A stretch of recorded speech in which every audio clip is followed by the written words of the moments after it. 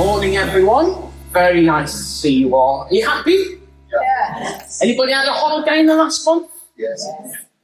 Anybody's holiday feel like a distant memory? Yes. Now, I don't know if I've ever told you this, because it's only been bizarrely recently that I've started telling people this. And I make notes of everything that I preach wherever I preach, but sometimes something might need to be right that I'll say and I've not made a note. So I don't think I've told you this, but if I have, just smile anyway. Okay. But I just felt this morning I should tell you a couple of things. What I'm going to do this morning is I've got some stories that will inspire you.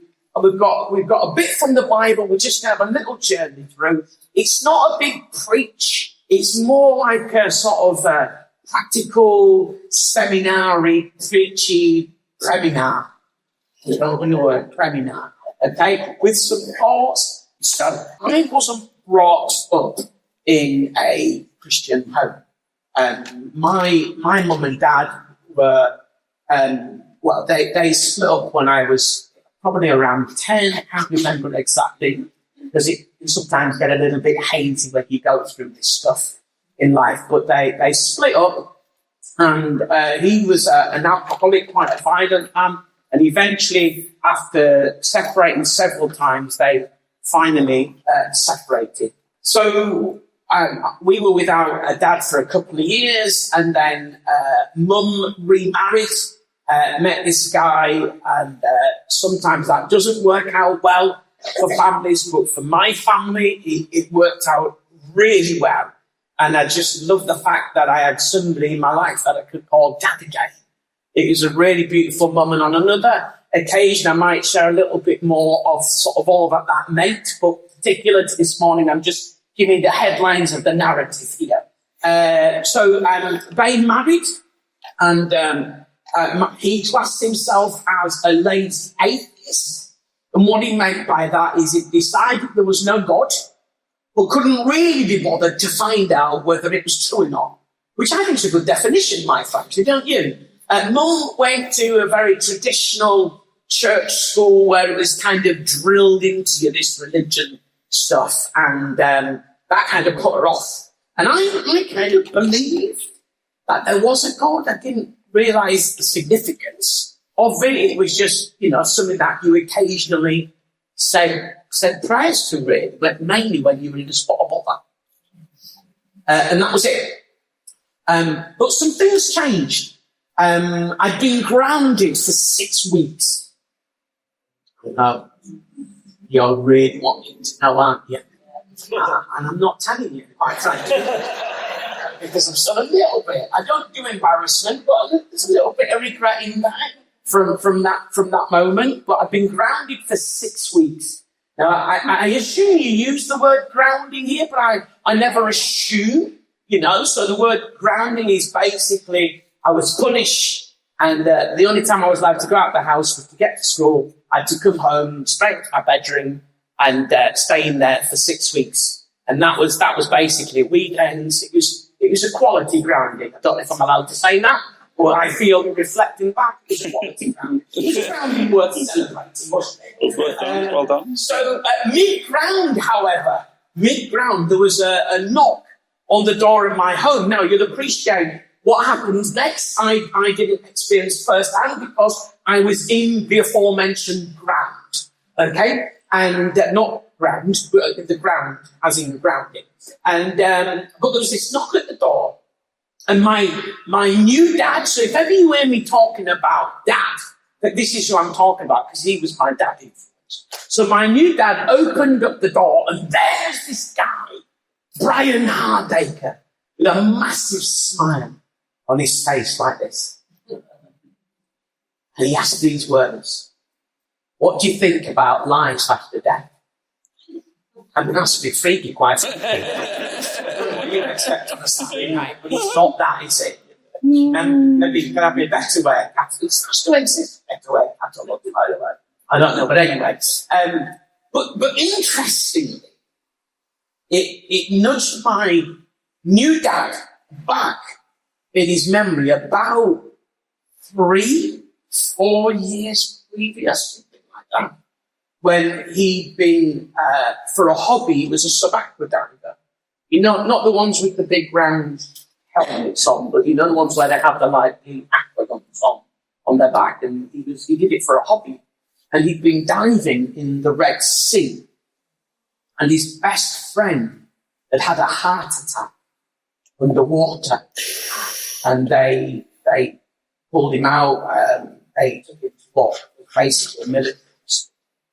They cut the wetsuit off him, and they just said to my dad and his mates, "Sorry, there's nothing we can do for him. He's dead. We can't revive him."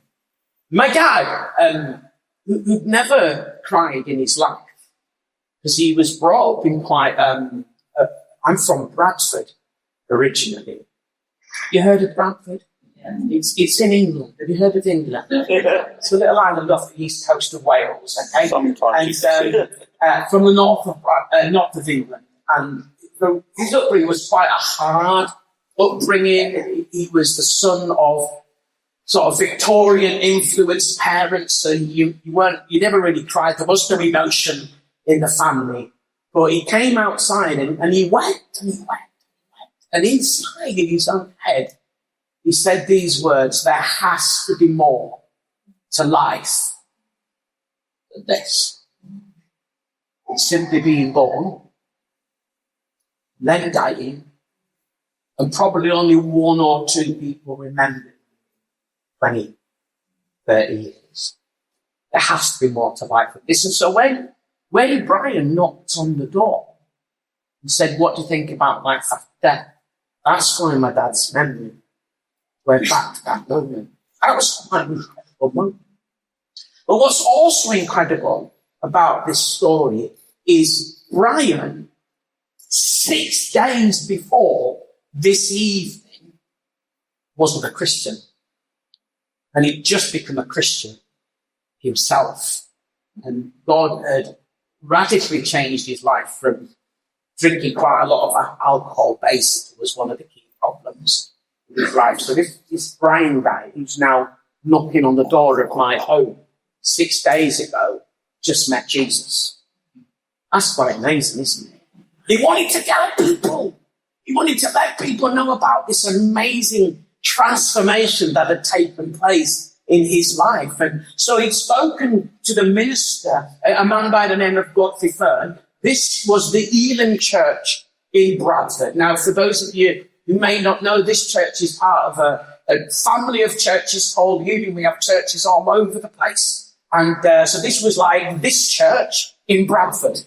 Okay? And Godfrey was the Nigel in Bradford. Okay? And Brian had become a Christian. He said to Godfrey, I'm going to tell some people about it. You know, like when you found something amazing that you just can't wait to tell people this is what was happening in Brighton. And so Godfrey said, we'll go and do that. So we went to do door-to-door evangelism.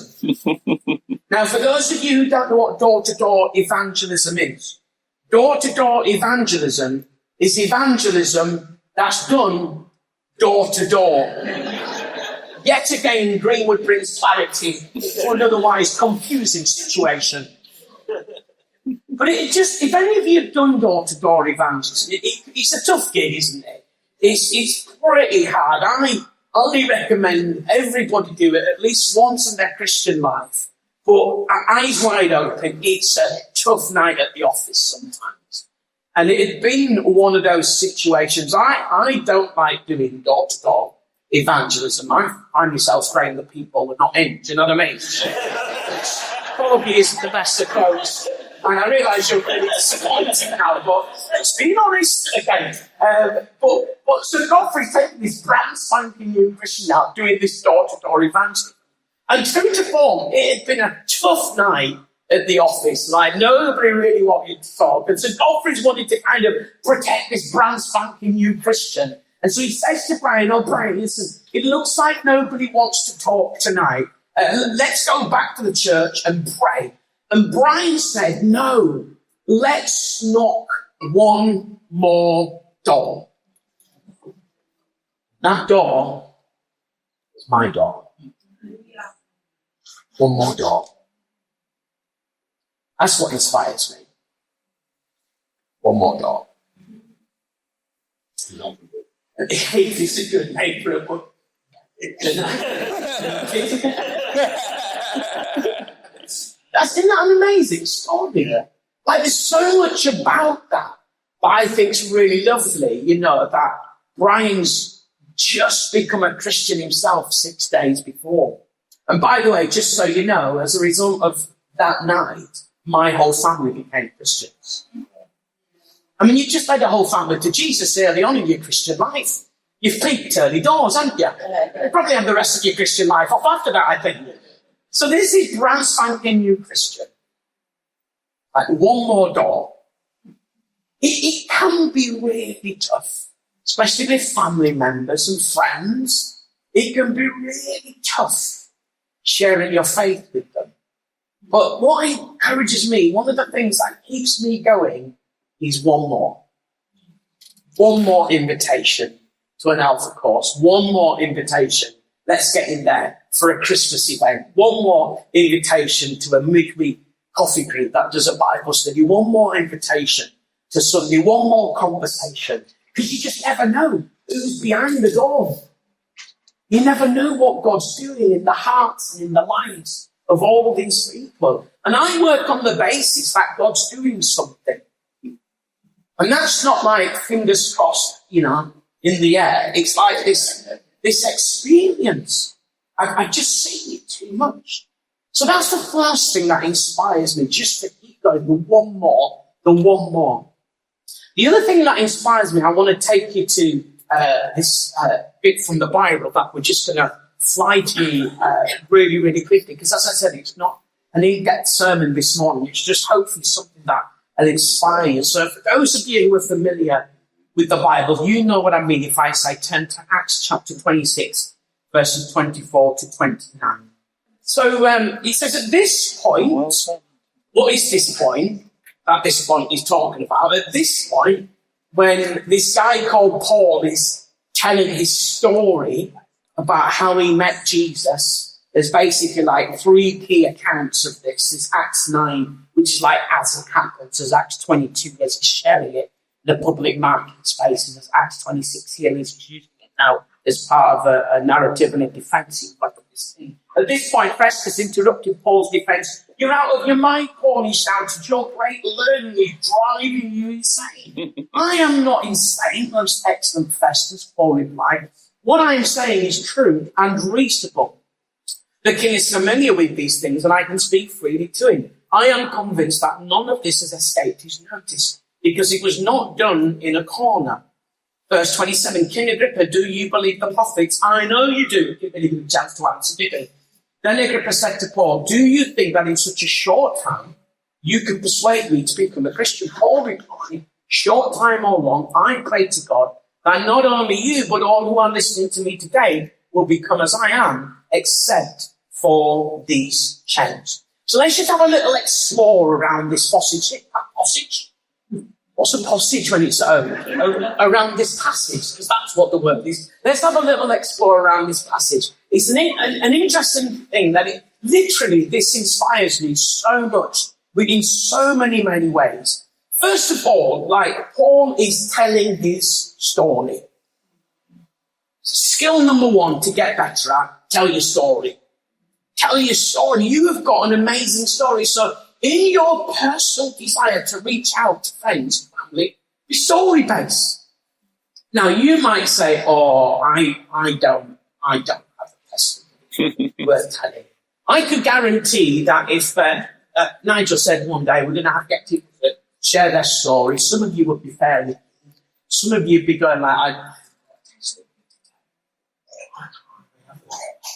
And by the way, if you've not got a testimony to tell, a story to tell, then come and see me at the end and I'll lead you to Jesus. Because if you say you haven't got a story to tell, it means you've not met Jesus. You have met Jesus, you've got a story to tell.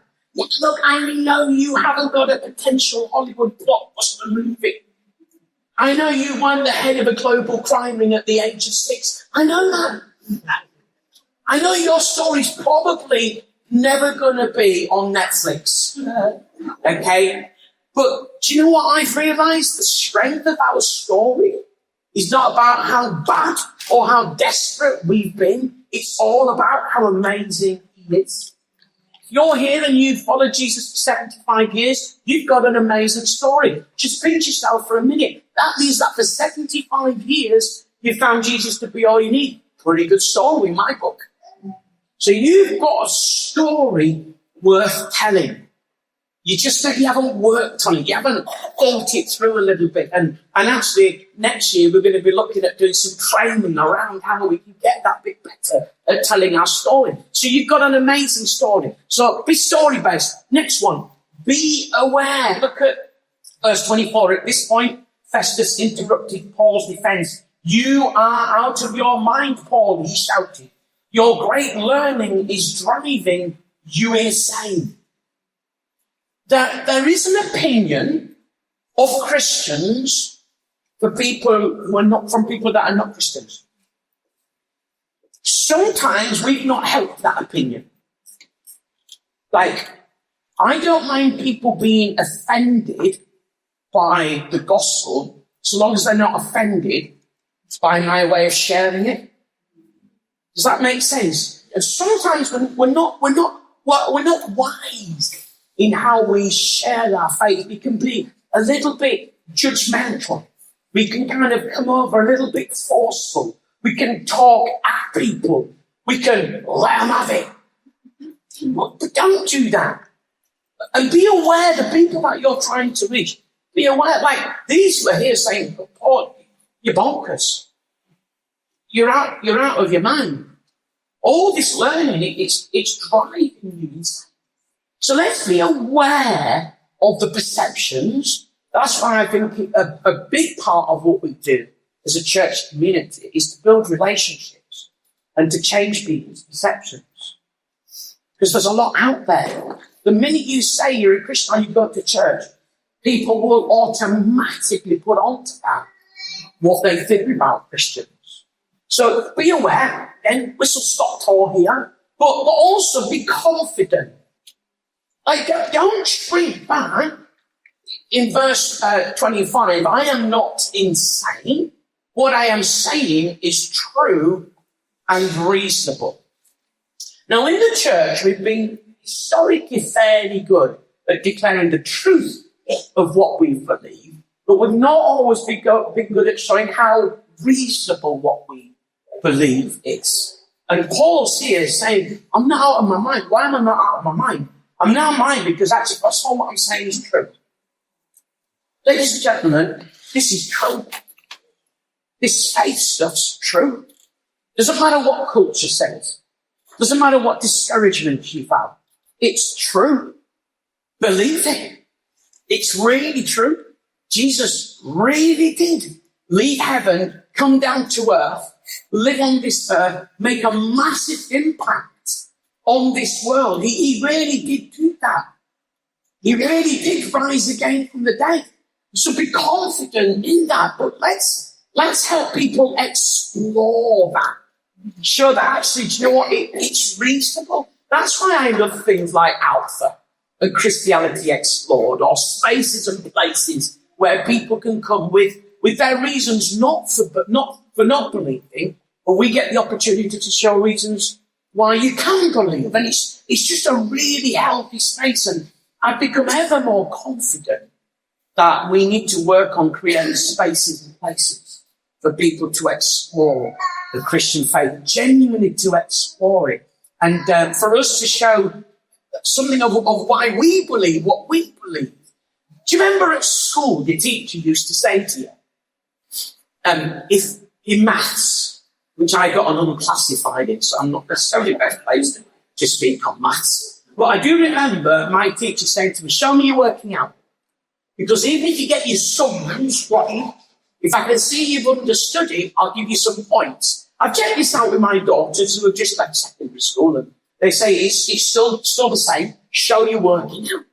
And what I want to show people about my faith is my workings out. Not just it's true I believe it and take the brain out and remove the aforementioned, but not engaging it, showing this is actually, I want to hear your reasons why you don't believe as well. And I want to let them challenge me a little bit, but I also want to share with you my reasons for believing. And I've found more and more this is such an important space. I think we've got to get out of our mind that when our friends and our family ask us questions, it's not always to trip us up. Now, sometimes it will be, but let's not default to that. And we're going to explore some of that stuff in the media as well, how we can get, pardon me, a little bit better at that. So be confident. But I love this. Be respectful. Acts 26:25, in that little discourse that we just had, he said, when he said, I am not insane, most excellent Festus. It's really respectful. In fact, the phrase most excellent Festus is a phrase that would be applied to when somebody was meeting like a diplomat. It was just like your excellency almost. And so in this moment, like he's talking to King Agrippa, Festus is kicking off. Festus says, you're out of your mind. What does he do? Calm as anything. Calm. So that quiet, gentle confidence. What I'm saying is true and reasonable. Most excellent Festus. We do culturally find ourselves in a moment, it has been like this for a long time, that it seems okay for everybody to have a dig at Christians.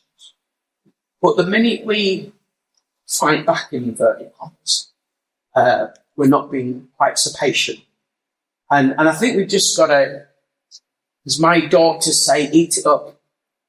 Just got to take it on the chin. There's times for fighting, but this isn't one. When seeking to reach those in our community, let's be confident, let's be reasonable, let's be respectful. And I think the more confident you are of the truth that you follow, the easier it is to be more respectful. Because you've got this, what I call a quiet confidence. Whereas if you're not always that confident, you can feel a little bit vulnerable. And maybe you can come out sort of wind-billy if you're not careful. So, be respectful. Okay. And then be agreeable and knowledgeable. The king is familiar, verse 27, the king is familiar with these things. I can speak freely to him. So first of all, Paul knows that the king knows what he's chatting about. So he knows. I am convinced that none of this has escaped his notice because it was not done in a corner. So he knows where King Agrippa's at. And then he says, King Agrippa, do you believe the prophets? I know you do. I love that. I don't really give him a chance to answer, does he? He's agreeable and knowledgeable. In other words, he knows what the king's saying. And therefore, he can start in a common place. So often as Christians, if we're not careful, we go straight to what we disagree with and bypass what we agree with. So let's find out what we can agree with people. Not compromising here. We're finding out where are the points of commonality, where are the points of agreement. Doesn't mean we don't share what we disagree with. But let's try and find some common ground. Because I found that's a much better place to share faith from. And again, we'll explore some of the practical outworkings of that as we travel through next year. We've got some plans around that. But then I want to land it down to this resource now that we're going to be launching, or this little season that we're launching, about how we can be prayerful, praying for our friends and family that don't know the Lord, as well as our friends and family that once knew the Lord. So come with me to verse 28. Then Agrippa said to Paul, so he's had this discourse, this interaction with Festus and Agrippa listening. He's had this little interaction. And then Agrippa says to Paul, do you think in such a short time you can persuade me to be a Christian? Paul replied, short time or long. Committed to it. Now, we're not always very good, are we, at being committed to things long term as human beings. We can get some discouragement and it can set us back. Maybe we might come out, but it's my experience that we have to be patient when it comes to journeying with people. I just got a message over Easter from my next door neighbour in the street that I just moved out from. He said to me, Mark, I thought you might like to know, me and my partner have found our way to Jesus. Wow. 19 years ago, I moved into that street. 19 years ago, and I've walked with him. We've built each other's sheds together. We've laughed together. We've watched England beat Wales. Well, you know this thing that we talk about, let's do life. We've done life together. We've put the world to rights. We've had all sorts of conversations. And then over a period of 19 years about God, and he sent me a message that the week before we moved out of the house, we were just moving to a street just around the corner, actually. He sent me a message then and said, hey, Mark, just thought you might like to go. So no, I've started going to church. And then on Easter Sunday, he sent us with this message.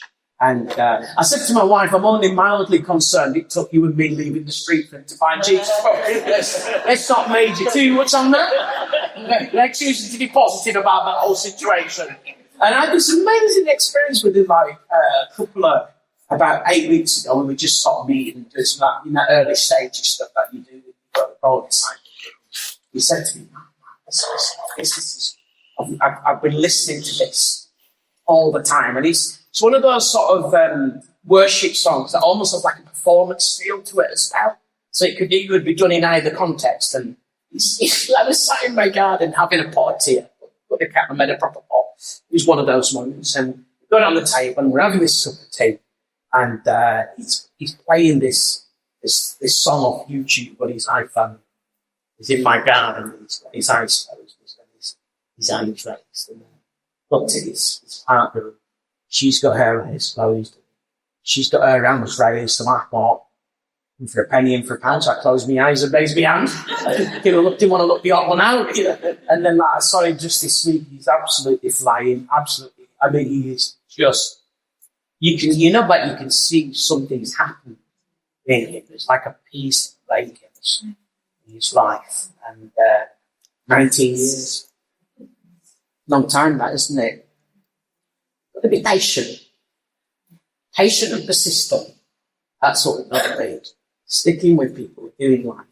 So verse 28 to 29. So, do you think that's a short time you can persuade me to become a Christian? But then notice this, and this hit me actually quite recently. So this passage, it's pulled me in. It's one of those passages where I saw this short time or long, and I asked God for this scripture because I'd felt my experience of sharing faith with people was about, it takes a long time to see them from first hearing to receiving Christ. And there's often lots of, almost like little decisions, little moments along the way.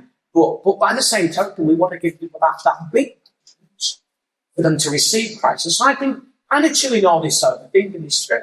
And I developed a language that I felt the Lord nudging him. It was this language, big yes, but yes, help you maybe, that I mentioned. And I'd encourage you to buy the book and kind of explore it and get into it. If you've got the YouVersion Bible app, there's a devotional on there around. If you just literally put in Mark Greenwood, big yes, but yes, help you maybe, it'll bring it up. It's a 5-day devotional reading around stuff. So big yes is about creating those moments and opportunities and resources for people to become a Christian. Little yes is about creating those moments, resources, and spaces for people to make a decision to explore the Christian faith. And healthy maybe is about creating moments, resources, spaces, and places for people to become open-minded about the Christian faith. And I've been sort of delivering this for years and years and years. I'd seen people kind of come up to me and say, I'm a healthy maybe, and all that kind of stuff.